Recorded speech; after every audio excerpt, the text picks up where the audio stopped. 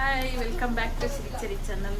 Hi, subscribe ಮಾಡಿ, like ಮಾಡಿ, support ಮಾಡಿ.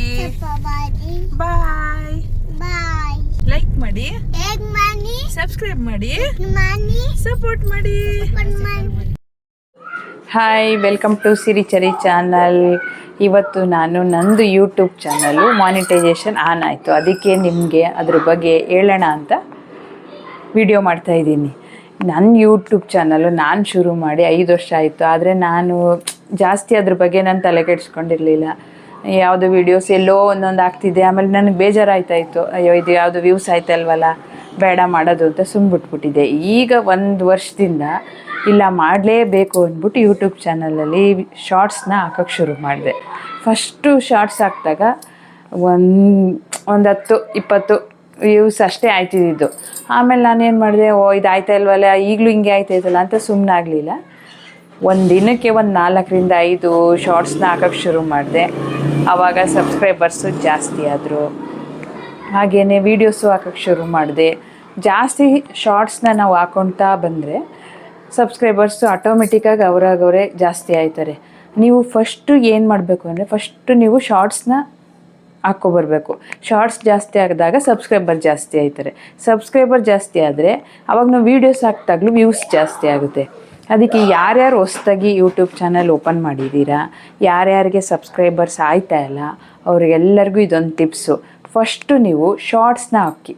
ಈಗ ಟ್ರೆಂಡಿಂಗ್ ಶಾರ್ಟ್ಸು ಇವಾಗ ಯಾವುದಿದೆ, ಈಗ ನಾಳೆ ಯಾವ ಹಬ್ಬ ಬರುತ್ತೆ ಅದ್ರ ಬಗ್ಗೆ ಶಾರ್ಟ್ಸು, ಈಗ ಯಾವ ರೀಲ್ಸ್ ಟ್ರೆಂಡಿಂಗ್ ಆಗುತ್ತೆ ಅದ್ರ ಬಗ್ಗೆ ಶಾರ್ಟ್ಸ್ನ ನೀವು ಹಾಕ್ಕೊತಾ ಬಂದರೆ ನಿಜವಾಗ್ಲೂ ಸಬ್ಸ್ಕ್ರೈಬರ್ ಆಟೋಮೆಟಿಕ್ಕಾಗಿ ಜಾಸ್ತಿ ಆಗ್ತಾರೆ. ನೀವು ಯಾರನ್ನೂ ಸಬ್ಸ್ಕ್ರೈಬ್ ಮಾಡ್ಕೊಳ್ಳಿ ಅಂತ ಕೇಳೋ ಅವಶ್ಯಕತೆಯೇ ಇಲ್ಲ. ಯಾರನ್ನೂ ವ್ಯೂಸ್ ಮಾಡಿ ರಿಲೇಟಿವ್ಸ್ನ ನೋಡಿ, ಅವ್ರನ್ನ ಫ್ರೆಂಡ್ಸ್ನ ನೋಡಿ ಅನ್ನೋ ಅವಶ್ಯಕತೆಯೇ ಇಲ್ಲ. ಅದಾಗದೆ ಆಟೋಮೆಟಿಕ್ಕಾಗಿ ಸಬ್ಸ್ಕ್ರೈಬರ್ಸು ಜಾಸ್ತಿ ಆಯ್ತಾರೆ, ವ್ಯೂಸು ಜಾಸ್ತಿ ಆಗುತ್ತೆ. ಇದು ನನ್ನ ಟಿಪ್ಸು.